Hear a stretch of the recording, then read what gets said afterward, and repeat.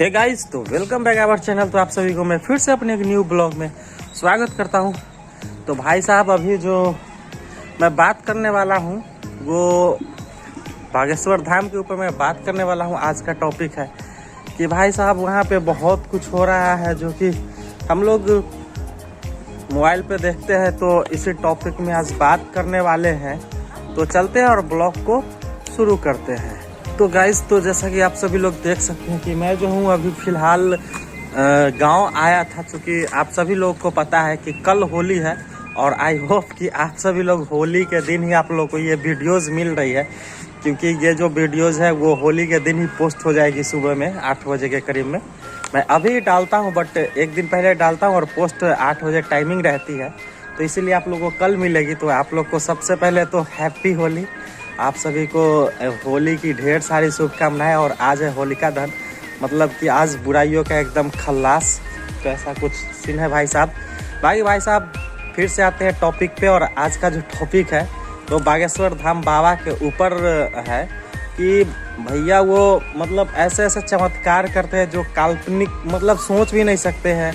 अगर कोई वहाँ पे जाती है, अगर आप नहीं जानते हैं बागेश्वर धाम को, या फिर बागेश्वर सरकार धाम कह लो या फिर धीरेन्द्र शास्त्री कह लो, सभी एक ही है।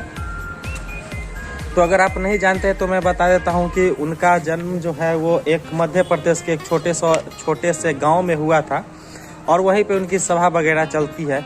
और कुछ दिन पहले से वो बाबा ने मार्केट में मारी है एंट्री, और मार्केट का एकदम हाल बदल के रख दिया। तो कुछ ऐसा सीन हो गया है भाई साहब। लेकिन भाई साहब ऐसे तो बाबा आते जाते रहते हैं, लेकिन वो इतना कुछ नहीं बताते हैं। बट भाई साहब ये बाबा कुछ अलग ही, मतलब क्या ही बताएं। आप जाओगे वहाँ पे तो आपकी भविष्यवाणी बता देंगे, आपके अंदर में कफ अगर फीवर वगैरह है वो भी बता देंगे। यहाँ तक कि मतलब कुछ भी बता देते हैं, समझ लीजिए। सिंपल सी बात है कि कुछ भी बता दीजिए। जिनका नाम है धीरेन्द्र शास्त्री। अगर आप नहीं जानते तो यूट्यूब में जा करके अगर आप सर्च मारते हो बागेश्वर धाम तो बहुत सारे वीडियोस खुल करके आ जाएंगे। यहाँ तक उनका वीडियोस भी खुल करके आ जाएगा। तो ऐसा कुछ सीन है। वो बाबा मतलब आप जाओगे एक पर्ची में वो लिखेंगे और जो बता देंगे कि जो आप कहने वाले होंगे वो, ऐसा दावा है। हालांकि मैं नहीं कह रहा हूँ। हालांकि ऐसा वीडियोस भी सामने आया है कि लेडीज़ वगैरह गई थी वहाँ पे, उसके बाद फिर बताई कि नहीं उन पर दबाव बनाया गया था, तो मैंने जी ऐसे करके दरबार में बता दिया था। तो ऐसा कुछ सीन है भाई साहब। दूसरी तरफ एक और चमत्कार ये भी है कि सुनने में आ रहा है कि उनकी एक अपनी सेना है। वो हिंदू धर्म का प्रचार करते हैं, प्रचार प्रसारक है। बोलते हैं मैं सनातनी हूँ। तो भैया हम लोग भी हिंदू हैं, उसमें नो डाउट। लेकिन कहने का मतलब है कि कोई भी धर्म को अगर बुरा कहते हैं तो ये गलत है, क्योंकि ये कहीं भी नहीं लिखा गया है। वो गीता हो या फिर कुरान हो या फिर रामायण हो या फिर बाइबल हो या फिर कुछ भी हो, ठीक है, उसमें कहीं भी नहीं लिखा गया है कि कोई भी धर्म जो है वो बुरा होता है। कोई भी धर्म जो होता है वो गलत राह पे चलना सिखाता है। कोई भी धर्म जो होता है वो अपनों से दूर रहना सिखाता है या फिर लड़ना सिखाता है। ऐसा कोई धर्म है ही नहीं इस दुनिया में। साहब धीरेन्द्र शास्त्री जी जो है वो बोलते हैं कि मैं हनुमान जी का भक्त हूँ। मेरे अंदर में दिव्य ज्योति है। वहीं पे एक माइंड रीड करने वाली एक लड़की आती है और न्यूज़ चैनल पे पूरा पोल खोल के रख देते हैं कि भाई साहब ये जो लिखते हैं ना, ये एक ट्रिक है, ये एक साइंस का एक ट्रिक है और कुछ भी नहीं है। ऐसा कुछ भी नहीं होता है कि कोई चमत्कार कुछ भी नहीं है। और वो सेम चीज़ वो भी करती है, मतलब लगभग वही करती है। एक बाबा और भी ऐसे थे कि वो लिख करके देते थे कि आप लाइफ में सक्सेस करोगे तो आपको जॉब लग जाएगी। आप जॉब मतलब आप परेशान रहते हो, आपके घर में परेशान रहता है, सब देख के जलता है। भाई साहब वही चीज़ घिसा पीटा जो कि हर एक बाबा करते हैं। लगभग आप सभी लोग को पता होगा कि ये सब कुछ सब कोई के लाइफ में चलता है, तो वही चीज़ बता देते हैं नॉर्मली, कुछ भी नहीं। और हाँ वो तो करने की आदत होती है सभी लोगों को कि भाई साहब वो बाबा है लेकिन उनके खिलाफ कोई नहीं जाते हैं। तो कुछ ऐसा सीन है।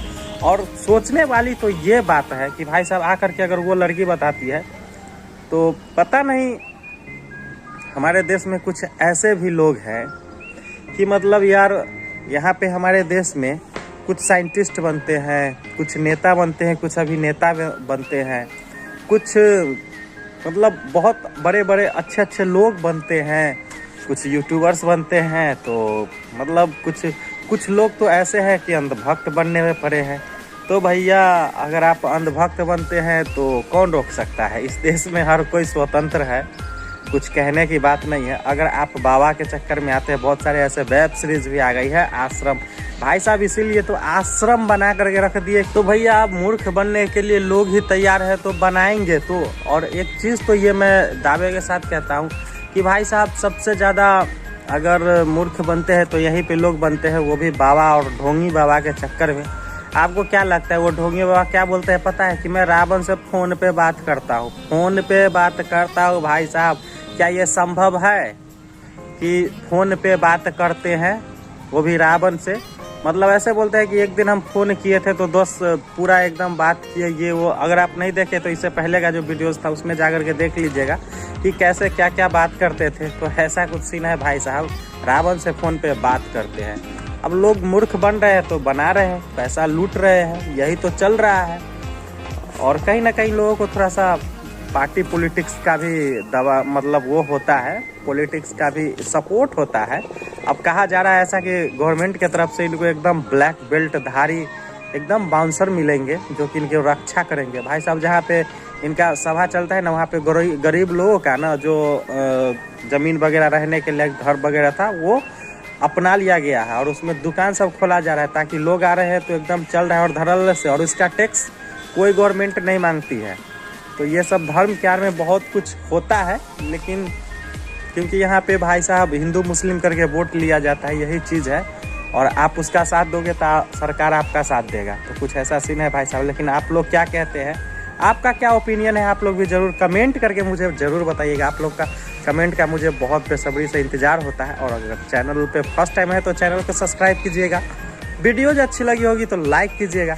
और लाइक करने से कुछ होता नहीं है, बस ऐसा लगता है कि लोगों को अच्छी लग रही है तो थोड़ा सा और भी ज़्यादा मोटिव मिल जाता है, तो और भी ज़्यादा अच्छे से रिसर्च करके मैं आप लोग के लिए वीडियोज़ लाता हूँ। तो बस यही था टॉपिक आज का। उम्मीद करता हूँ कि बहुत अच्छा लगा होगा। तो मिलते हैं अगले वीडियोज़ में, और फिर से दिल से हैप्पी होली। घर में रहिए, खुश रहिए और एकदम रापचिक धमाल मचा दीजिए होली में। तो मिलते हैं अगली वीडियोज़ में, तब तक के लिए गुड बाय।